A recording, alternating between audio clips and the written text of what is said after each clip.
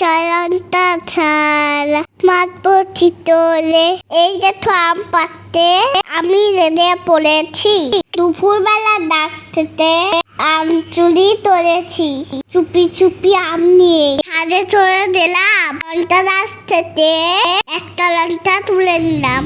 এরপরে আমটা মা তুলে দিয়েছে, সেই আম নিয়ে রেড করে দিয়েছে।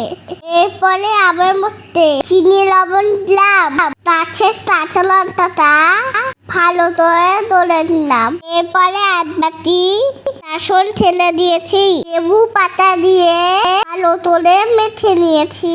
বেসনটি খেতে ভালোবাসি তাই দিয়েছি বেশি, তুমি যেমন খাও দিও কম বেশি। এরপরে আমি এটা পেটে উঠে নিলাম, মিষ্টি আম মাথা উঠে দিয়ে দিলাম।